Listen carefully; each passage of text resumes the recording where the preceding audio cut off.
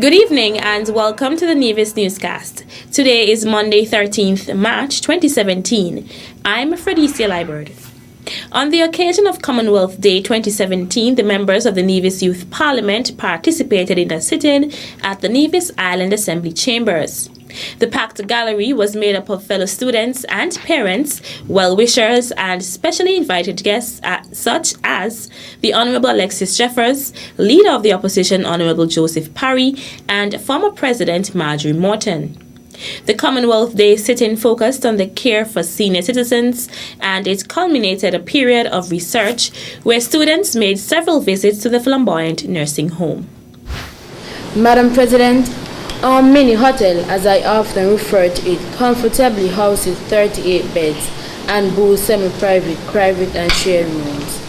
Madam President, those who intern their loved ones at the flamboyant nursing home can rest assured that they are taken care of 24/7 by professionals. They receive 3 balanced meals daily, the correct doses of medication on time every time, and they are engaged in daily activities that kept them mentally and physically active.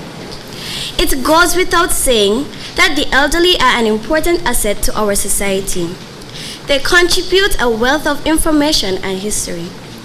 They help to nurture and continue family traditions, not to mention instilling morals that are so lacking in today's society. Bearing this in mind, better care and attention must be given to the elderly. Madam President, as a representative for the people, including the elderly, I recommend that the government and competent authorities initiate policies which promote the long-term care for the elderly at the flamboyant nursing home. Following the sit-in, the Honourable Joseph Parry presented the students on the government side with certificates of participation, while the Honourable Alexis Jeffers presented certificates for the opposition side. President of the Nevis Island Assembly, the Honourable Farrell Smithen, made some closing remarks to the chambers. I want to thank the principal of both high schools for their participation and their encouragement in getting the children. And this year is the first year I have had so many children. And this speaks volume for you as young parliamentarians. I want you to continue as long as you can. Most of the children here are in 4th and a few are in 3rd form. And so it gives me the opportunity to have them maybe for another year. The experience that they would have gained here and the experience that they would gain going to the regional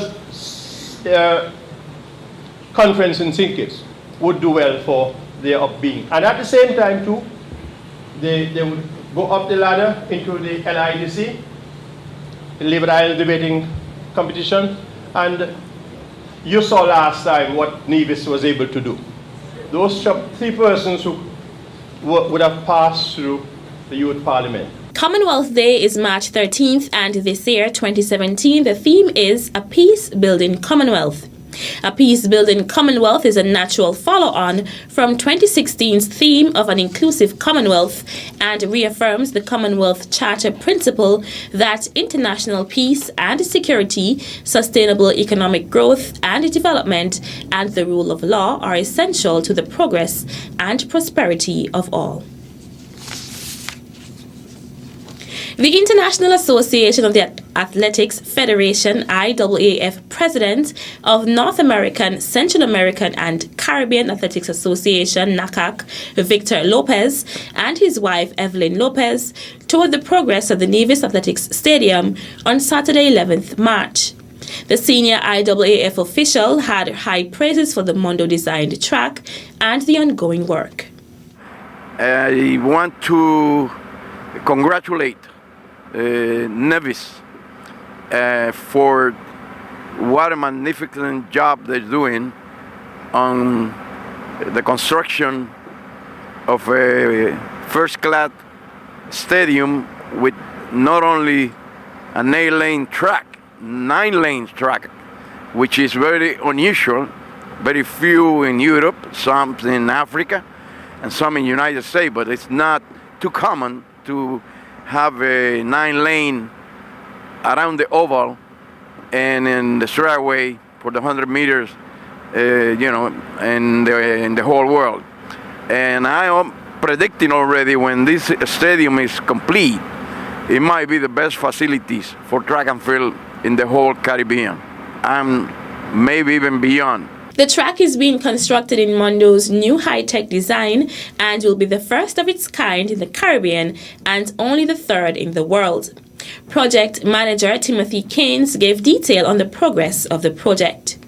We are now preparing for the first layer of asphalt. We also have on site presently Franco from Mondo, who is checking all of our dimensions or levels, confirming that they're done to the designs. Once that is through, we should proceed with the asphalting of the first layer. We also have begun filling the infield with the topsoil. Of course, we know that the infield will host a football pitch, so the facility will be dual purpose.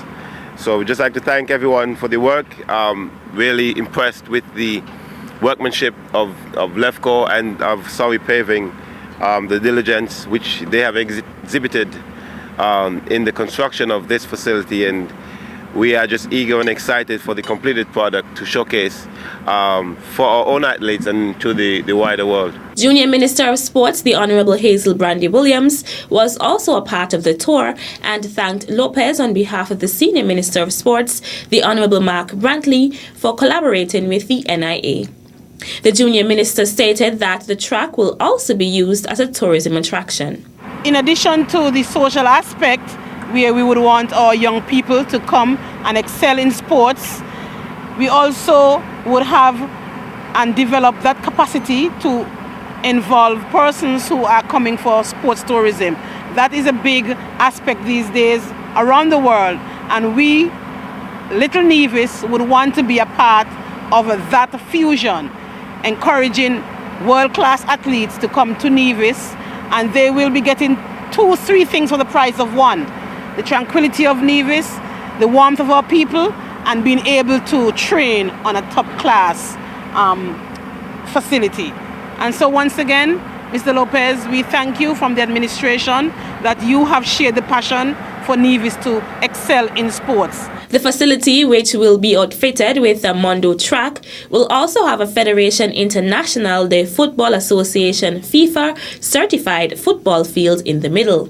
President Lopez touched down at the Vance W. Amory International Airport on Friday 10th March and was met by Junior Minister of Sports, the Honorable Hazel Brandy Williams, her Assistant Permanent Secretary, Michelle Liburd, and Director of Sports, Jamia Claxton. Mr. and Mrs. Lopez also attended the Inter-High School Championship held on Saturday and Sunday at the El Camino Tonito Willett Park.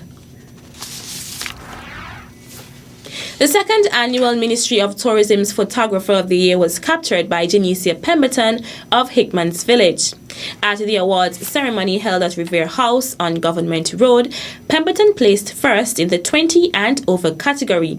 Second place was awarded to Robina Wilkinson and third place went to Rommel Gaskin. In the junior category, ages 16 to 19, Devon Rowland captured the first place spot. Second place went to Tarana Kaka and third place was captured by Lucien York. Sheila James, host of the Ministry of Tourism's News Extra, outlined the prizes for each winner. The first prize winners received prizes courtesy of the Ministry of Tourism for the over 20s segment, a Canon PowerShot SX420 camera, and kit for the 16 to 19-year-old category, a Samsung tablet. Janissa also received 2 tickets for the opening night of the Nevis Blues Festival and dinner for 2 at Gin Trap. Roland also received lunch for 2 courtesy of Lime Beach Bar. Robina received Safari Skydive tour of 2 courtesy of Delia Walwyn and dinner for 2 courtesy of Yachtsman's Grill. Tarana received mobile phone courtesy of Flo and dinner for 2 courtesy of Double Deuce. Rommel received dinner for 2 courtesy of Sunshines. Lucien received lunch for 2 at Aladdin's. Last year's winner, Sylvester Mead, distributed the winners with their prizes. Still to come, Ministry of Education embarks on project to improve literacy levels of secondary school students. The details are after this break.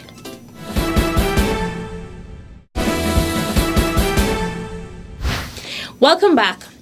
The Honorable Mark Brantley, Minister of Foreign Affairs in St. Kitts and Nevis, traveled to Havana, Cuba to take part in the 22nd Association of Caribbean States Ministerial Council scheduled on March 10, 2017. His participation in the meeting comes at a time when the Association of Caribbean States, ACS, is charting a new course which will lead to a process of revitalization and institutional strengthening. The Ministerial Council was preceded by the first Corporation Conference, which was held on March 8, 2017. The conference presented two main projects, uniting the Caribbean by air and sea, focusing on connectivity and transportation, and the ACS program to combat the impact of climate change in the Caribbean. The theme for the anniversary celebration is Pursuing Excellence Through Peace. Minister of Foreign Affairs in St. Kitts and Nevis, the Honorable Mark Brantley, at the 5th meeting in Havana, Cuba, of Foreign Affairs Ministers of the Caribbean Community and the Republic of Cuba, was able to engage the Ambassador of the Arab Republic of Egypt to Cuba, His Excellency Atef Mohammed, and Ambassador of the Federal Republic of Ethiopia, His Excellency Dawano Haji, to discuss matters of bilateral interest. During the course of the day, Mr. Brantley also met with the Minister of Foreign Affairs of Cuba, His Excellency Bruno Rodriguez Parilla, to further discuss areas for cooperation. While in Cuba, Minister Brantley also attended the 5th meeting of Foreign Affairs Ministers of the Caribbean Community CARICOM and the Republic of Cuba on March 11, 2017. The minister used the opportunity to meet with students of St. Kitts and Nevis based in Havana.